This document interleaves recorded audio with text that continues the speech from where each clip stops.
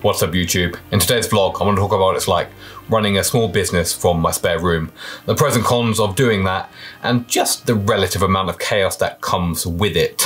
Exhibit A, my chaotic spare room, and the organisation of said room.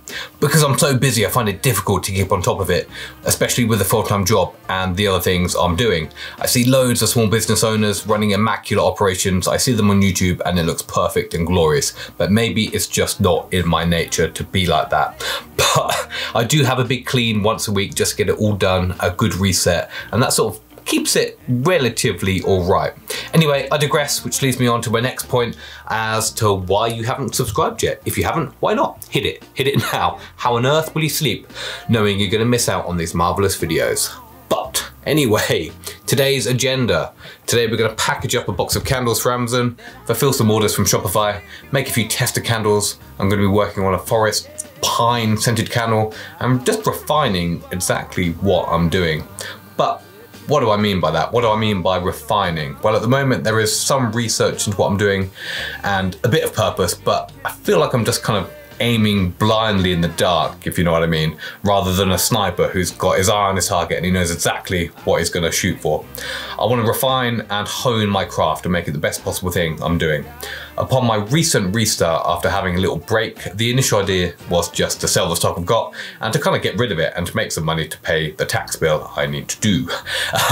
But the further I got into it, the more I got sucked back into the sort of enjoyment, the creative side of it, and I just really enjoyed doing my own thing. So it's turned into more than just making some quick cash, it's turned into like a passion project. I just want to see how far I can take it.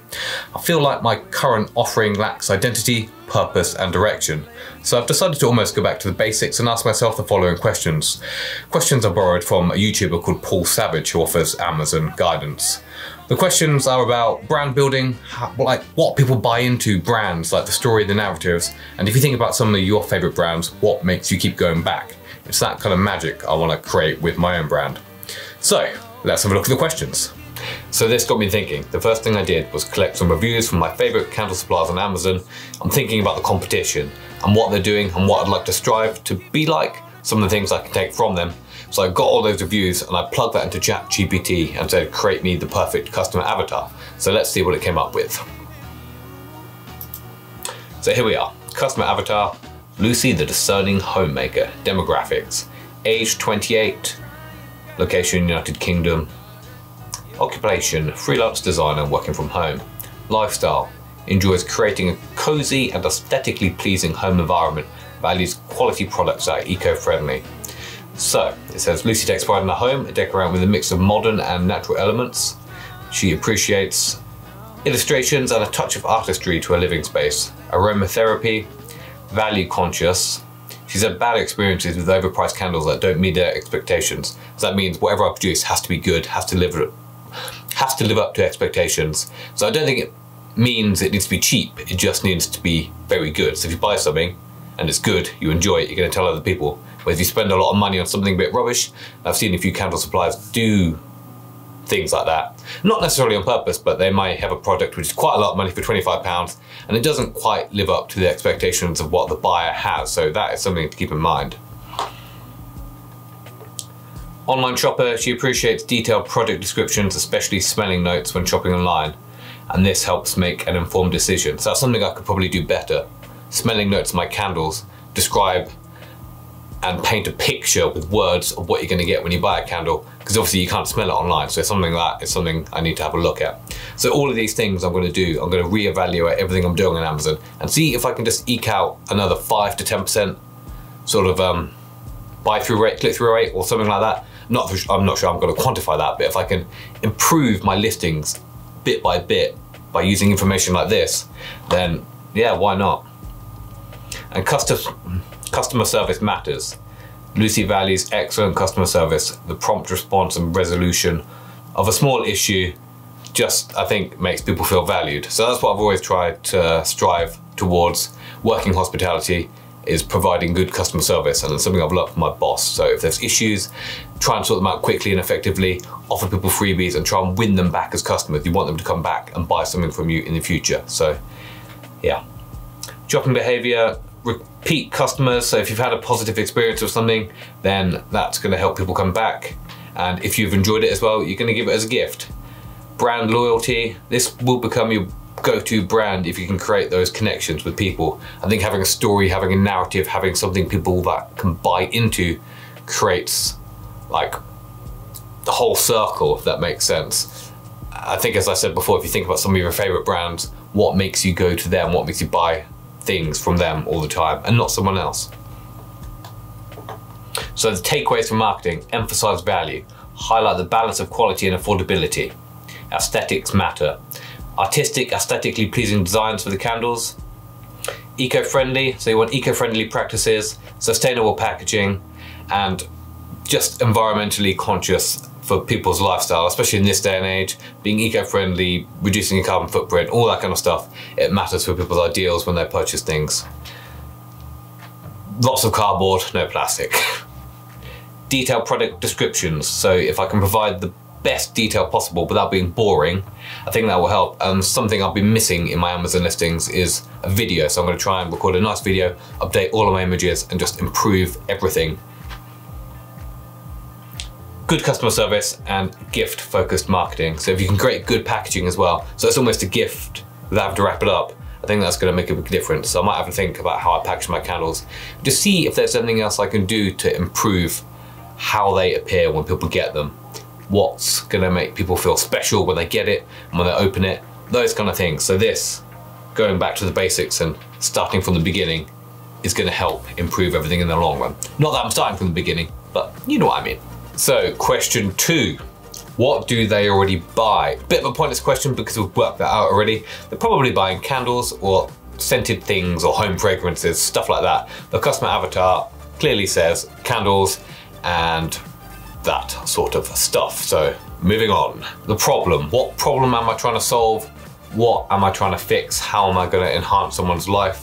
When I first started making candles, I simply did it because it looked like something quite cool and interesting to make and learn, and I thought it might make a bit of money. Something handmade, something thoughtful. I thought it could do quite well. I didn't really think that too much into it.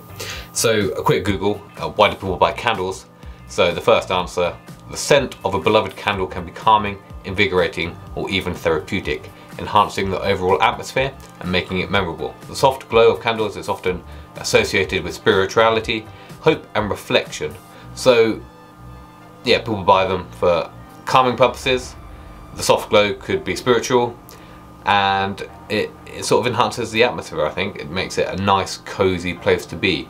So I think what I would like to do with my brand is kind of tap into that nostalgia. When you smell something, what does it remind you of? Does it remind you of something from your childhood, a memory, a place, somewhere you've been? So I've started creating some new labels. So one of them is going to be like a forest, sort of scented forest pine kind of smell, because I love walking in nature and I love those kind of things. And just that kind of smell might take me back to one of my favorite walks or one of my favorite places. Maybe it might be in the Peak District when I've gone for like a nice walk in a pine forest, or maybe there's a day where I've been for a walk in Thevta Forest in the pine forest, and you get the smell and the crunch of the leaves. And I think it's that kind of thing I want to transport people to. So not only do I want it to be calming, sort of therapeutic and just spiritual, I want it to invoke emotions and take you back to a place in time. So yeah, a lot of words there, but I think I know what I want to do. I'm hoping that comes across to you people. And the other thing, the candle needs to be eco-friendly. It needs to have good, high-quality, organic ingredients, and it needs to be as natural as possible. There's so much talk about candles being bad for the atmosphere, being bad for your health.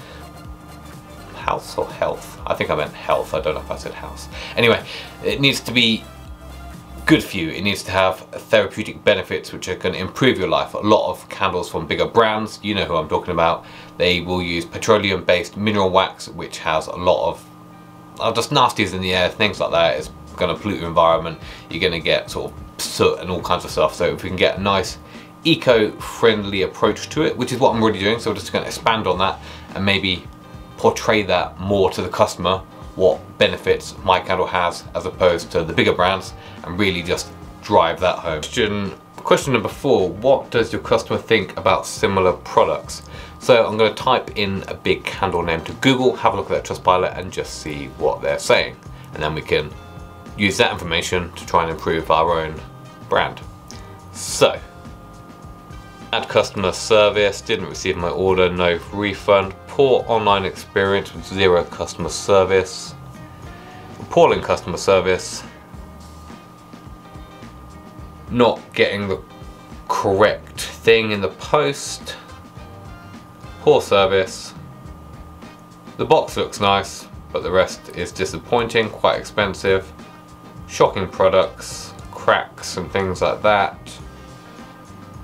customer service bad, don't buy, customer service. So after going through these, I think the biggest thing is customer service. So if that's something I can improve, and I already think I'm doing a fairly good job of it, if I could just improve the customer service and try and be as helpful as possible and as transparent as possible, and if anyone's got an issue, just try and sort that as quickly as possible. So if I can just make that a priority, I think we'll stand out from the rest of them. Question number 6, predictable sales. From my experience, I already know the sales are there. Last month I got 200 sales, and if we could expand that, maybe get to 300 sales, then perfect. It's maintaining that throughout the rest of the year.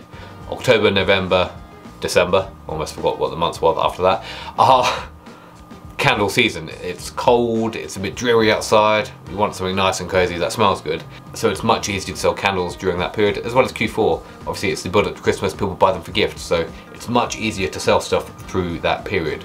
So if I can get to 200, 300 candles a month throughout the rest of the year, that is going to be a solid, reliable business that I can build on. So I know the sales are there, it's just capturing the sales. Because money flows, it's just getting in the way of it and getting your piece. So it's always moving around, it's just working out what you can do to get in the way of the flow, to get what you deserve, I guess, if you're doing the right thing. Man, I sound cheesy. So the sales are there, it's just working out how to get them. And I think I can do that by refining my product and what I'm offering. So with that in mind, I'm going to keep up with everything I'm doing so far, which I think is working very well. The candles are good, I'm really happy with them. They last a long time, they smell really good. Customer feedback is generally good. So let's see if we can make the candles even better scents. Let's try different suppliers, see if they've got better products, better fragrance oils maybe. Maybe that will make my candles smell better, more potent, stuff like that. I think we're going to work on the labels as well.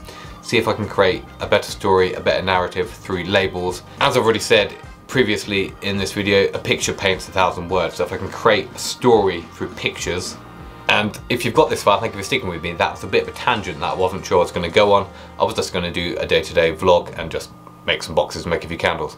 But I thought I'd get into what I've been up to and how I'm going to improve my whole candle packaging, my whole business, and just what I can do to just make it the best possible thing I can do. Get the one thing dialed in first and then move on to the next thing. I've always got a habit of trying to do way too many things at once and they all just end up being a bit shit. So one thing at a time, do it well. I think that's about it for this video. Haven't really actually done anything on my to-do list so far, like package the candles, sort out my Shopify orders, or any of the things that I really wanted to get done so far. That is just the way it goes for me sometimes, but I've still got the rest of the day, so I'll get it done soon.